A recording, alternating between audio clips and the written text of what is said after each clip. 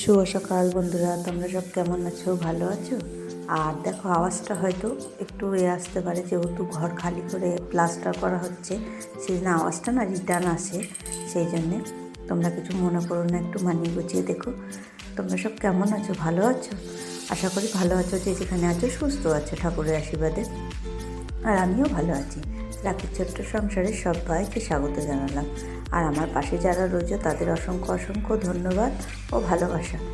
আর যদি কোনো আওয়াজ এসে থাকে, তোমরা একটু মানিয়ে গুছিয়ে দেখো। যেহেতু বাড়িতে কাজ হচ্ছে না, সেই জন্যে কোনো ভিডিও করছি, কিন্তু ভিডিওগুলো ছাড়তে পারছি না। সে কাজ করতে করতে সন্ধ্যাটা হয়ে যাচ্ছে, সেই জন্যে এডিট করে উঠতে পারছি না।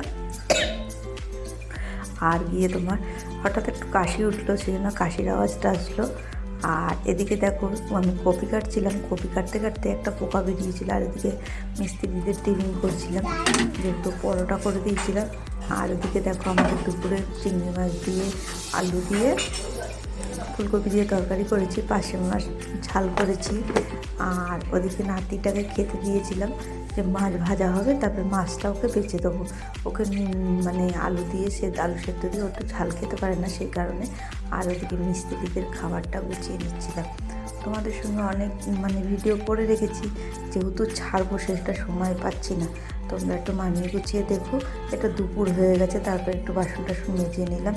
আর সবাই ভালো থেকো, সুস্থ থেকো, আর এভাবেই আমার পাশে থেকো।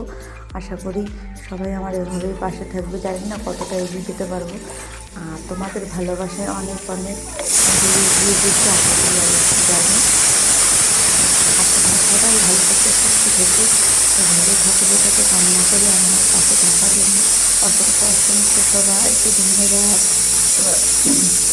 যদি কোনো ভুল হয়ে থাকে তাকে ক্ষমা করে দিয়ে টাটা বন্ধুরা। আর নেক্সট ভিডিও দেখার জন্য একটু রেডি থেকো সবাই। আর যেহেতু আমি ভিডিও দিতে পারছি না, সেই কারণে তোমার যেটা কমে যাচ্ছে, দেখার যেটা একটা আগ্রহ লোকে, সেটাও বন্ধুরা তোমরা এইভাবে আমার পাশে থেকো। টাটা।